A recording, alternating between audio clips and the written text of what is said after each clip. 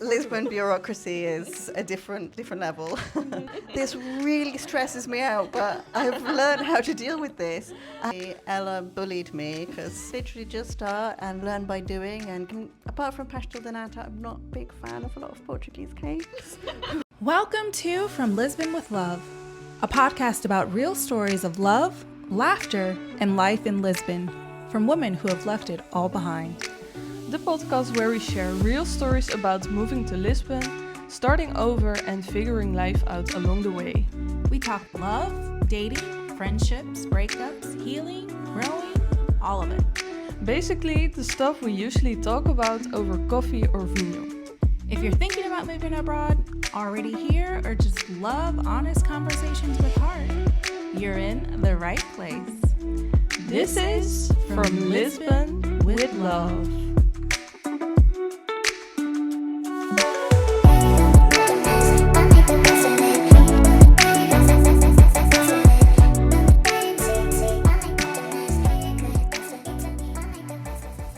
Hey guys, and welcome back. I'm Anna-Shirina. And I'm April Betts. And this is From Lisbon with Love. If you're watching the episode instead of listening, you can already see that we have a full house today. This is actually the first time that we have two guests in our middle. And in this episode, we're going to discuss what it's like to start a business in Portugal with our guests Ela and Kate from Lisbon Bakes. Welcome! Yay! Thank you for coming. And they actually brought one of their beautiful cakes here. Can you show everyone what this amazing cake looks like? I can't wait to dig in. Gorgeous. What is it? Is it chocolate? This is a little mini chocolate cake with a chocolate ganache and strawberries. It's beautiful. Ooh. Thank you. Hopefully it will taste delicious too. It will be gone tomorrow. I'm sure. Yes. Thank you. No. So, can you tell a little bit about yourselves, about like how Lisbon Bakes started and your friendship and everything? We want to hear all about it. Mm-hmm. Great. Yeah, of course. So I'm Kate. This is Ella. Hi. And we first met on a hiking group. I think it was a group on Meetup. And we went on that group several times. And then we gradually became friends. Oh, Yeah. nice. So that happened all in Lisbon. Yeah, all in Lisbon. Yeah, and we've both been living in Lisbon for quite a long time, nearly 10 years now. What? So citizenship applications we're waiting, pending. Pending? Everything. You've been here 10 years and you're still pending application for citizenship? Takes a really long time. We're waiting. Oh my gosh. Yeah. Adjust your expectations. Lisbon bureaucracy is a different level. We have this running joke that when we met, I told everyone that Kate and I are neighbors, and Kate always denies it and says we are not neighbors. We live too far from each other. But I'm from a city of 14 million people, so for me we are neighbors. For you, we are not neighbors. Where are you from? Iran. Oh, Iran. Hello. And I'm from the UK, so I think our friendship is great because I think we, in many ways, are incredibly different people. We are. Different background, different life experience, different skills, different interests. We're really different, but somehow that's really good and we really make it work. It's true. Yeah. So how did the whole idea come for Lisbon Bakes? We had a lot of very stupid business ideas. Sounds familiar. I wouldn't Ella- call them stupid. Don't call them stupid. Ella, do you want to talk about some of our weirder business ideas that didn't work? Yeah, we would go on long hikes or long walks and talk about wanting to be rich and living a fancy life. So we were always like going back and watching some YouTube videos or listening to podcasts and coming back and say, I think we should do this. We should have a vending machine. And We make a lot wanted of money." to make an empire of vending machines, but then I discovered this is not a very good idea. And then we also wanted to open an empire of laundries, but laundromats, but we didn't do that either. And then one day we were supposed to go on a hike with our friends. They didn't show up. It was just the two of us.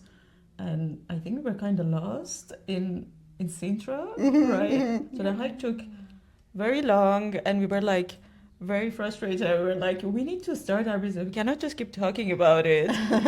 And Yeah.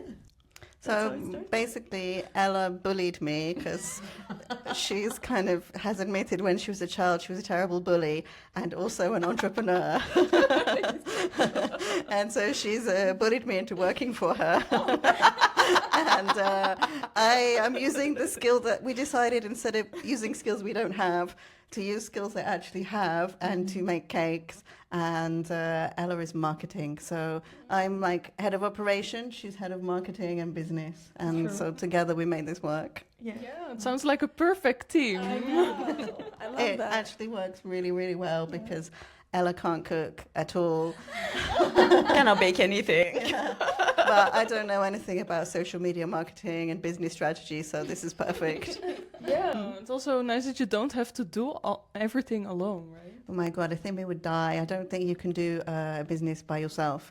I know people who've tried with different businesses, but I really think you need to be two people, yeah. It's a lot of work. Ella told me that when she was a child, to show how entrepreneurial she has always been, she had a hustle. Even when she was a small child, she was hustling, doing people's homework for them. But she got so fast that she would charge people to write their homework, and she would write 2 homeworks with one pencil in each hand at the same time so that she could be faster and earn more money at like hustling from her school friends. That is amazing. That's true. That's how the whole marketing thing starts. Sounds really familiar to me. Exactly. It's similar to me because as a kid I would sell. I was a hustler too. I sold lollipops to all the kids at school. I would buy a box of the lollipops and I would sell them to everybody in school and make money. Oh my God. I did nail art. I still love nails, but yeah, Oh my God. it's not so You have fancy real anymore. nails? Thank you. Wow. Yeah. So you guys, a bunch of hustlers here, starting businesses. I was making never money. a hustler. I just did stuff because I liked it, and now I've been forced to monetize my hobbies. Kate does a lot of good artwork. You do a lot of crafts by Yeah. yourself in your free time. Yeah. And you bring a lot of that to our Cake and Tea Club. Yeah. Exactly. Now you can combine it. And actually, we also went to an event. That's also how we got to know each other. So we had a collage, and it's our tea and cake club, where we invite people to come and do some like nice activity, very chilled, but also have some tea and cake at the same time. And Anna did some incredible collage, manifesting all the good things she wants in her life. Yeah, it was like a vision board for this year. So I think it was mainly money and holidays. Money and hustling. yeah, exactly. Okay, well, let's get into the next one. What challenges did you guys have to face when starting a business as a foreigner or a newcomer here in Portugal? Well, we started with really not having anything set up. So we wanted to test different things. We were not even sure if this is a good idea. We tested this and it worked. Yeah. We just started selling cakes in my kitchen, basically to friends and people we know. But because, like I said, we've been here a while, we do know quite a lot of people, and then we could basically bully all of our friends into buying cakes from us for every occasion. I feel slightly bad that every single person that we know now has almost become part of Lisbon Bakes, because everybody has to be now either a customer or an assistant. And I think that's how you start. You have to start, that's how we started, very small, and just dip your toe in and test the waters and build gradually from building connections and networking and community. Yeah. And I think Ella's idea of starting the Tea and Cake Club has been fantastic, that we get to know people, and from this a lot of people are following us on Instagram, and then that's how we get orders. That these events, it's like sometimes we can earn a little bit of money from running the events, but the events more, we consider them like networking, a way to meet people. And we do have a lot of repeat customers who come back to the events again and again, and who order from us again and again for special occasions. So I think it's really about building community. Yeah, I think so too, because the last time that we were there, it was also like such different people. Like it was so It like, was a mixture. nice. Yeah. Like Yeah. when we went to the what do you call it, vision board event, I assumed it would be all women. Yeah. But there was men there. I was like, oh my God, there's men here. Yeah. Yeah, but how do people find these events, like mostly? Ella? Yeah. Head of marketing. Events, we announce the events on our Instagram in different ways through recording bits of content, talking about what we're going to do in the next event. So people kind of are always prepared for this. Okay. We run our club, we manage our club on WhatsApp. So we have over 100 members on WhatsApp are part of the Cake and Tea Club. And we make the announcements first there, and we have a guest list, and we try to fill the spots first with people who know us and are part of the club. And then if we have more spots available, we announce them on Meetup and other platforms, TikTok, Facebook groups, Facebook events, and try to get extra people from outside to join the club as well. Usually the conversion is very good, like people come to the event and they already feel like they are part of this. Maybe it has happened only once when someone came and said, this is not for me, and they left, but mostly it's like people are like, oh, this is nice. Either they come every month or once a year just to do something different than their office job or their computer work, but I think it also helps them to taste the cakes and drink tea, but also do something nice and arty and crafty that people don't usually do on their normal day. And you came up with this. I think this was a really good idea, like painting, drawing, collage. Yeah, people like to do art that's like very low stakes, where you've got permission to like act like a kid again and do something like, if you want to do it badly, you can do it badly. The result doesn't have to be good. It's just to like enjoy yourself and to do something different.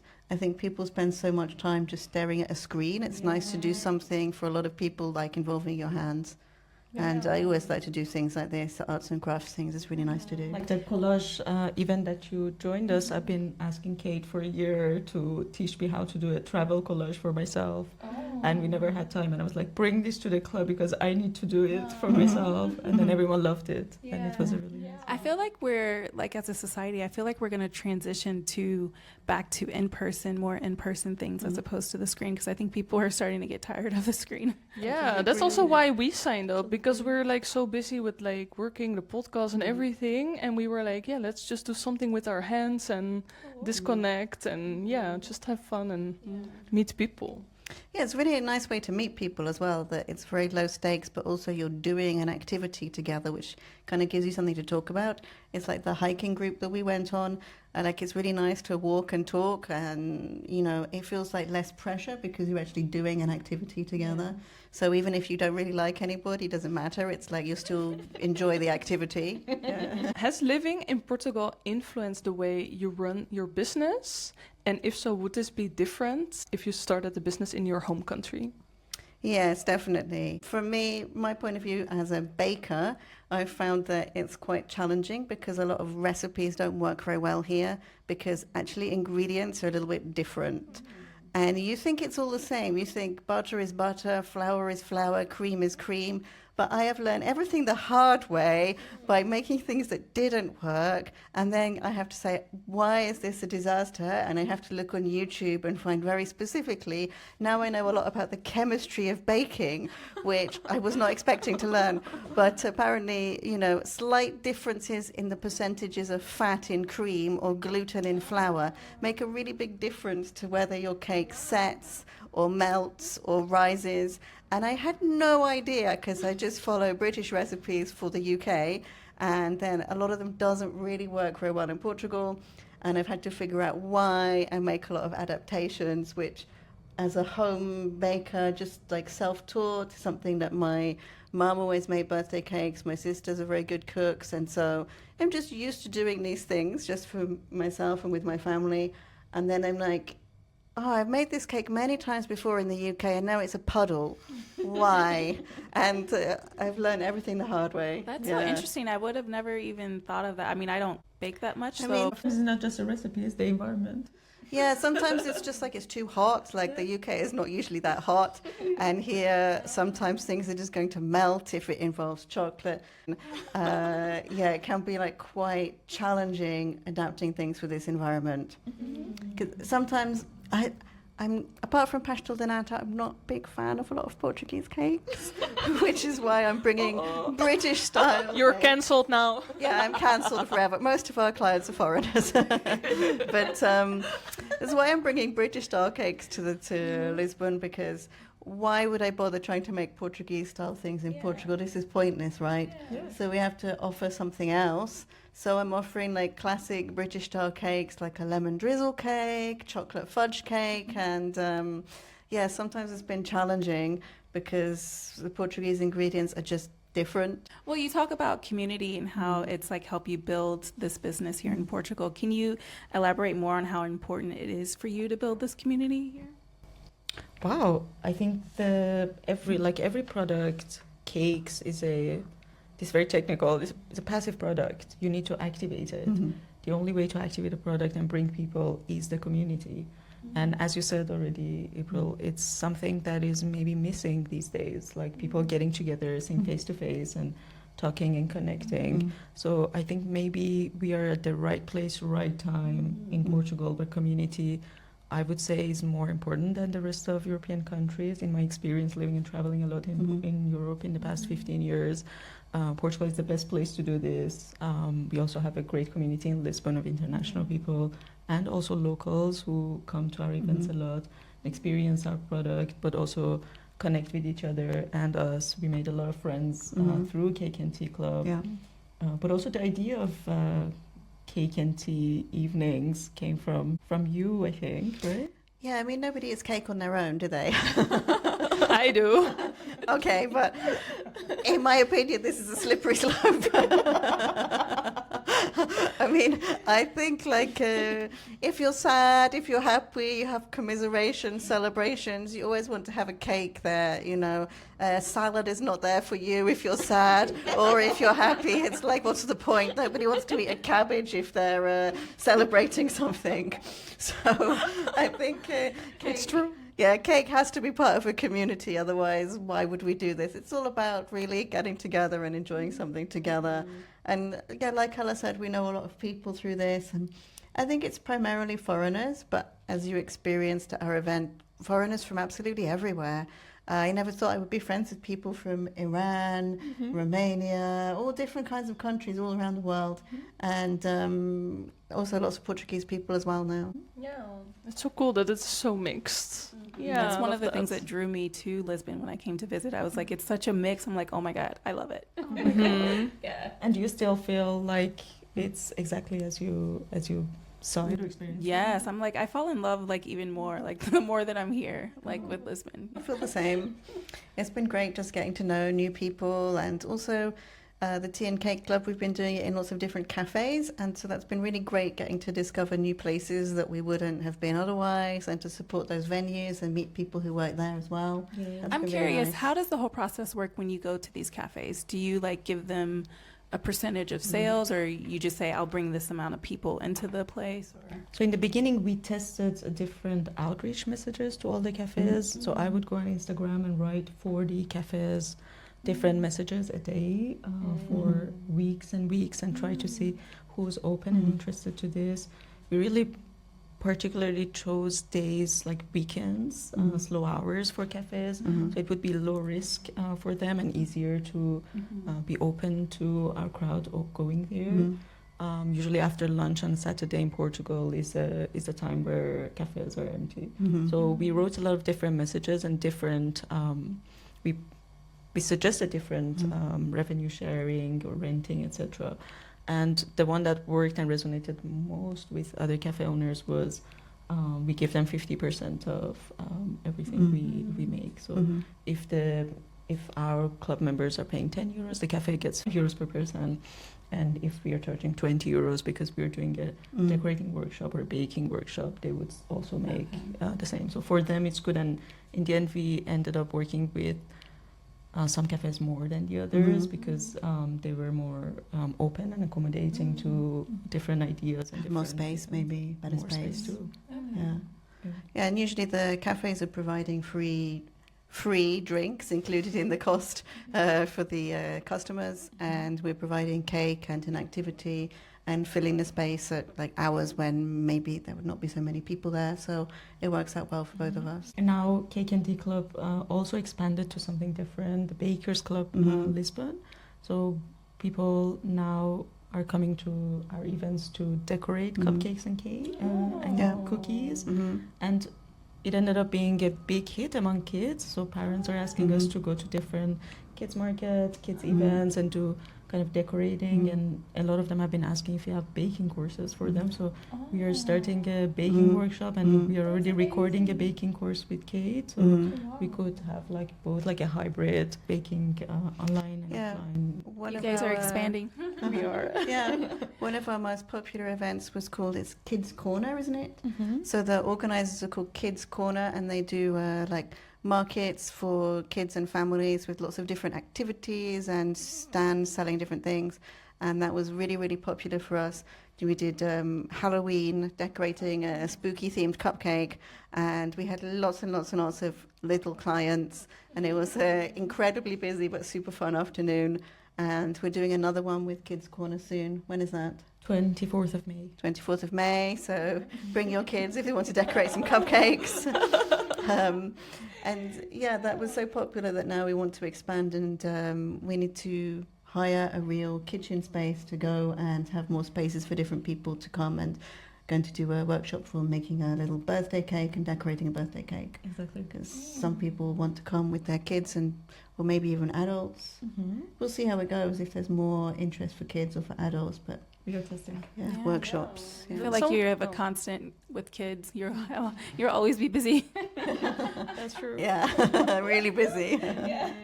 Yeah, but it's so much fun because you can, with baking, you can have so much teams. So yeah, you can really be creative. And you started like around almost 1 year ago, right? Yeah, we did, and we're going to have an anniversary party, aren't we? We are. Yeah. We will invite you. I hope you can. Yeah. Oh, I would love to. Yeah, free cake. And how did we start the Lisbon Bakes officially last year? With your kitchen renovation? Yes, my kitchen in my house was beautifully renovated, so we decided to launch the opening of my kitchen and opening of Lisbon Bakes at the same time. So just made a lot of cakes and invited everybody that I knew. Like I said, everybody we know is now part of Lisbon Bakes. I'm sure they're absolutely tired of it. I think my flatmate Rafaela might be tired of it, because when I'm in a state when things are not working, things are melting, and I'm hitting myself in the face with a mango and screaming, she's usually the person who comes to investigate and calm me down, and I do feel very sorry for her. Thank you, Rafa. Thank you, Rafa. But does she get to try the cakes or no? Yeah, absolutely. And so much so that I had to put a sign in my freezer that says, Rafa, don't get high on your own supply. Because if we have brownies in there, the brownies frequently don't last very long, because Rafa does tend to take them out and eat them. She's called you her out. reward, yeah. I mean, if I was living with someone that made cakes, I mean, what can you do? It's very, very tempting, because I mean, luckily I have a large refrigerator and freezer, but now it's like 50% full of cakes most of the time. Until you've seen, a freezer with 200 cupcakes in it and many other cakes, it's quite a shock when you see that many cakes sitting there and they think Rafa just can't help herself. I mean, it's not like it's probably like, oh, it's just one. It's just one I won't notice because there's many. And I'm also curious, like, since the last year that you started, what was the most rewarding thing so far for you? I think seeing us grow so fast, and also your skills grow. Thank you. Decorating, seriously. Yeah. Ella likes to massively overpromise because she's head of marketing, and then I need to actually deliver. So she's frequently saying to people, yes, Kate can do that for you for Tuesday. And I have to say, but Ella, I've never made this sort of cake before. I don't know how to do this decoration. I know what I'm doing. And she'll say, well, you have 2 days. You can figure it out. And so far, It's been going well. it's been going very well. I get that, though. It's like sell before you create. That's marketing. Yeah. I think in the beginning, a lot of the products that we advertised were AI generated. And now I actually can make these products. Now we can actually make them.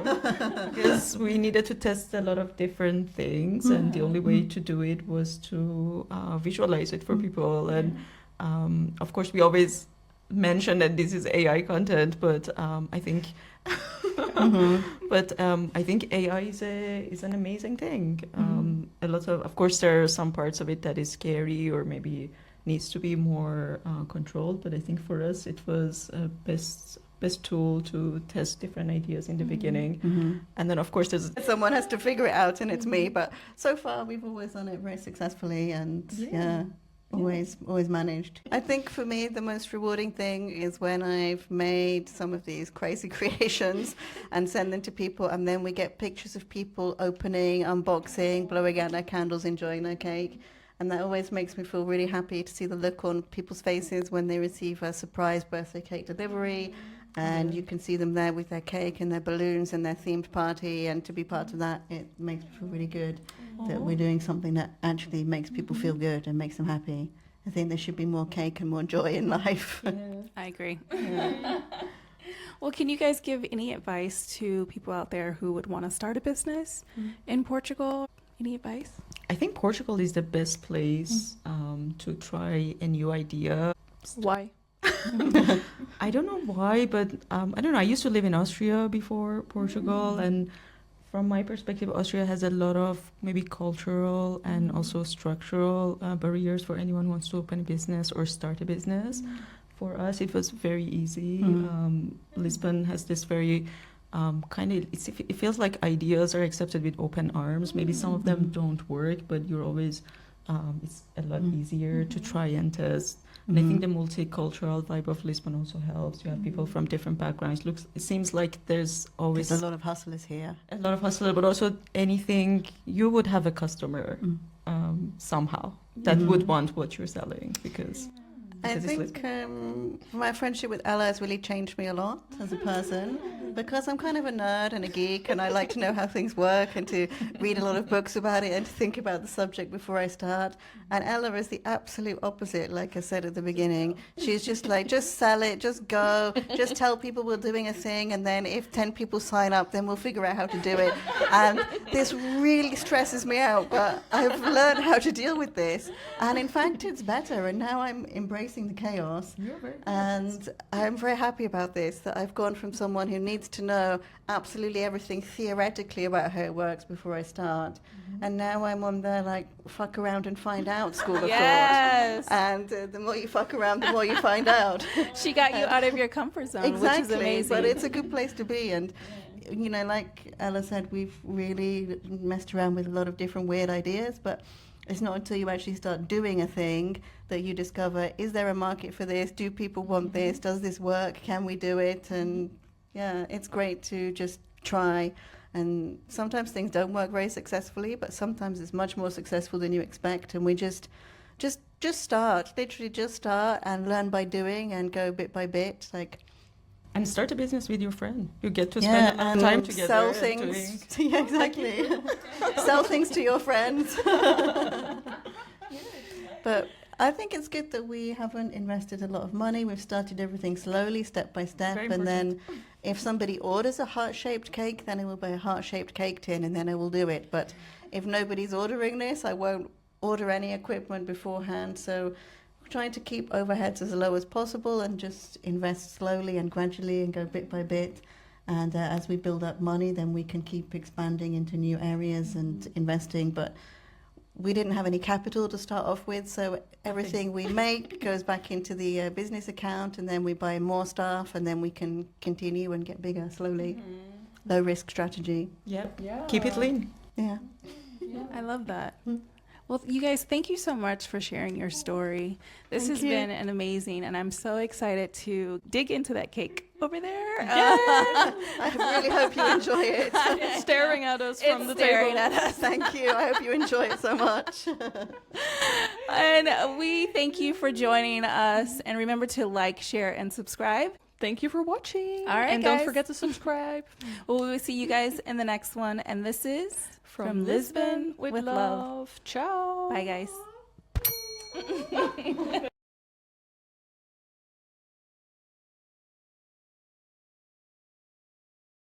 Thanks for spending this time with us. And for listening to our stories, our laughs, and a few of our growing pains. If this episode resonated with you, share it with someone who needs a little Lisbon love in their life. And don't forget to subscribe, rate, and leave us a review. It helps more hearts find our little corner of the world. From all of us, From Lisbon with love.